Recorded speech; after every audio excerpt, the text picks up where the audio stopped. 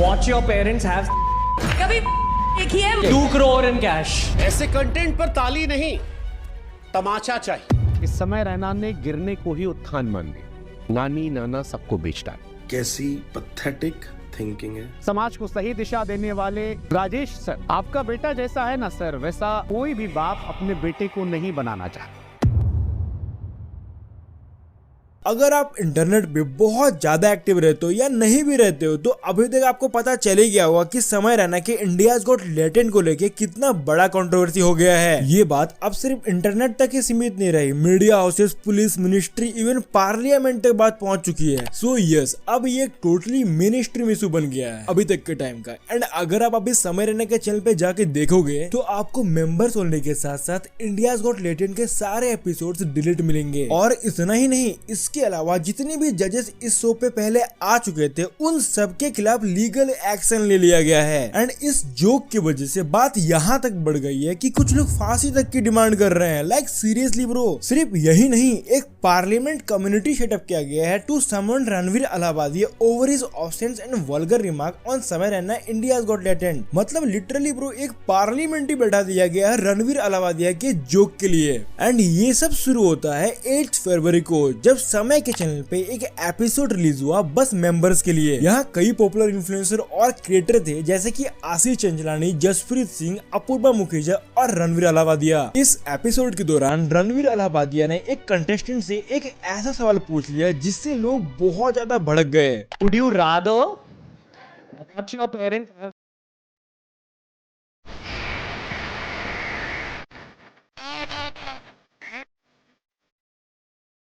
हालांकि ये सवाल पहली बार नहीं पूछा गया था। कुछ समय पहले ओजी क्रू एक अमेरिकन यूट्यूब चैनल पे ये सवाल पहले ही पूछा जा चुका था। Would you rather watch your mum and dad have every night for the rest of your life, or join in one time to make it stop and never have to watch it again? और यही नहीं, 2015 में करण गिल के show में भी ये सवाल पूछा जा चुका था। Okay, would you rather watch your parents have every day for the rest of your life, or no, it gets worse.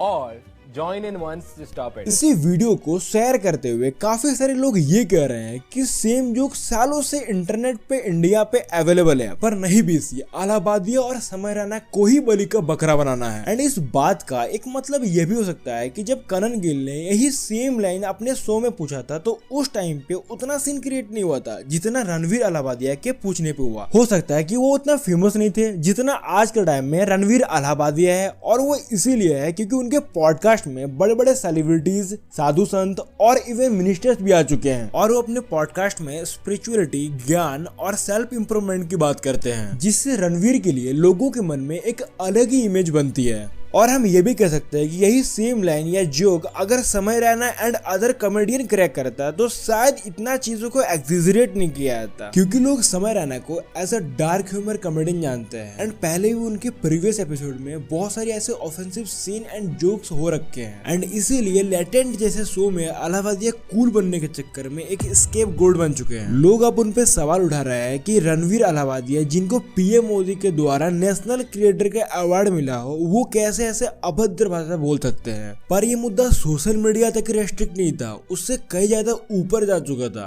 Maharashtra के सीएम देवेंद्र फडणवीस ने भी उस पर रिएक्ट किया। फ्रीडम ऑफ स्पीच सभी को है, लेकिन हमारी फ्रीडम वहाँ समाप्त हो जाती है जब हम किसी और के फ्रीडम पर इंक्रोच करते हैं। शिवसेना एमपी प्रियंका चतुर्वेदी ने कहा कि वो पार्लियामेंट में इसके खिलाफ आवाज उठाएंगी। ये करनी पड़ेगी। मैं ये तो आईटी कमेटी में मैं इस मुद्दे को उठाने ही वाली हूँ। साथ ही साथ प्लेटफॉर्म्स को ये समझना होगा कि you can not just be making profit out of. और ये शो पार्लियामेंट में डिस्कस होता है। 0 आवर के दौरान शिवसेना के एमपी मांग करते हैं कि सोशल मीडिया कंटेंट को रेगुलेट करना चाहिए। वो कहते हैं कि इन्फ्लुएंसर फ्री स्पीच को यूज करके नॉनसेंस पोस्ट करते हैं। कारण ओटीटी प्लेटफॉर्म पर कोई भी सेंसर नहीं है, उनको दिशा नहीं है। इस दौरान टीवी चैनल 24 घंटे इस मुद्दे को कवर कर रहे हैं। बात करेंगे उन लोगों की जो डार्क ह्यूमर के नाम पर समाज में गंदगी फैला रहे हैं। इंडियाज गॉट टैलेंट, समय रैना और दूसरे का रणवीर अलाहाबादी। बैकलेस इतना मिल रहा है कि इंस्टाग्राम एंड यूट्यूब पे कई हजार लोग रणवीर को अनफॉलो कर देते हैं। एपिसोड के रिलीज होने के 2 दिन बाद रणवीर एक अपोलोजाइज वीडियो पोस्ट करते हैं। My comment wasn't just inappropriate, it wasn't even funny. Comedy is not my forte. I'm just here to say sorry.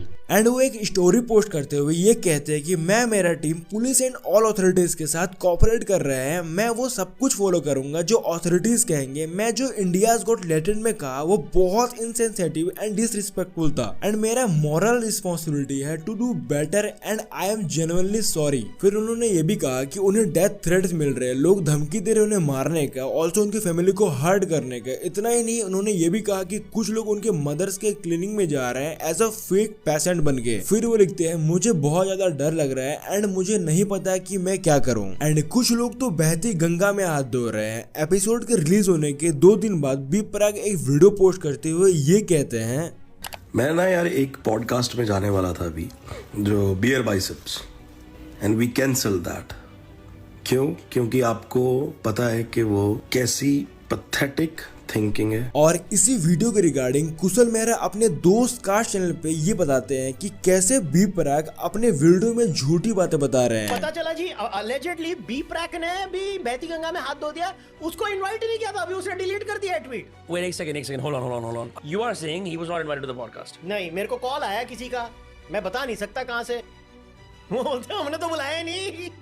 That's crazy. And Kanan Gill ने जब ये सेम क्वेश्चन उडू रैदर वाला 10 साल पहले पूछ लिया था एक इंटरव्यू में in front of Jackie Bhagnani and Lauren in 2015। And सबसे बड़ी आयरनी की बात सुनना चाहोगे, जैकी बंगानी रणवीर वाले कंट्रोवर्सी पर रिएक्ट करते हुए ये बोला, in my opinion it's wrong. अगर मैं उनके पोजीशन में रहता तो मैं तो वैसा कुछ भी नहीं बोलता। वही सेम क्वेश्चन उनसे 10 साल पहले पूछा गया था।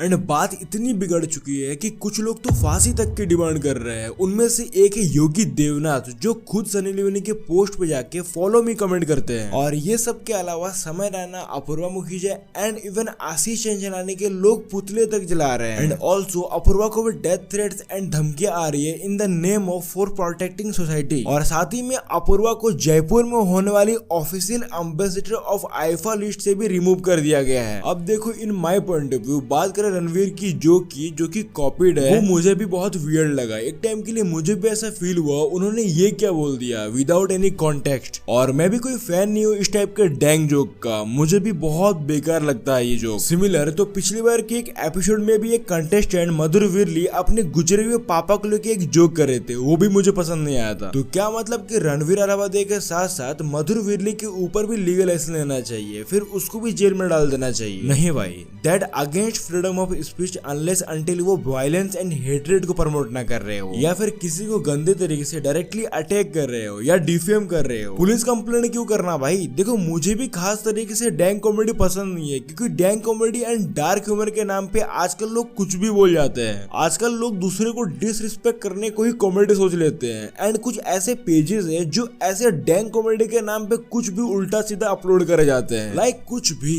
अब रणवीर पे वापस आते हैं and I know this joke was so disgusting for me and you also. अगर आपको उसकी जोक से प्रॉब्लम है तो आप अपना ओपिनियन दो, क्रिटिसाइज करो, बट मुझे ये समझ नहीं आ रहा है कि उनकी गलती इतनी बड़ी थी क्या, जहाँ पे मीडिया, पुलिस, सीएम, यहाँ तक कि मेंबर ऑफ पार्लियामेंट भी इन्वॉल्व हो गई है। महाराष्ट्र एंड आसाम की पुलिस ऐसे पीछे पड़ी है जैसे कि इन्होंने बहुत बड़ा क्राइम कर दिया है। इंडिया की आधी यूथ को इन्होंने बिगाड़ रखा है। बाय द वे याद है अतुल सुभाष कोलकाता रेप केस, उनके कल्प्रिट अभी भी खुलेआम घूम रहे हैं। अरे वो छोड़ो, इंडिया में अभी भी ऐसे बड़े बड़े केस है जो अभी पेंडिंग पे पड़ा हुआ है। बट एक यूट्यूबर ने एक ऑफेंसिव जोक क्या मार दिया, उसको लेकर सब भड़क रहे हैं, उनको जेल भेजने पे तुले हुए हैं। और कुछ लोग ये बोल रहे हैं कि इससे मेरा यंगस्टर क्या सीखेगा। By the way this is the same country जहां पर रजत दलाल को नेशनल टीवी पे बुलाया गया था एंड इन्होंने कितने बड़े बड़े क्राइम किए हैं ये तो सबको पता ही होगा। इनको जब नेशनल टेलीविजन पे दिखाया गया तब तो किसी ने नहीं कहा कि हमारे यंगस्टर क्या सीखेंगे। आजकल लोग किसी की अच्छाई पे ध्यान ना दे के बुराई पे ज्यादा ध्यान देते हैं। समय ने अपने लेटेंट शो में बहुत सारे लोगों को जीरो से हीरो बनाया है, जैसे कि भव्य सा,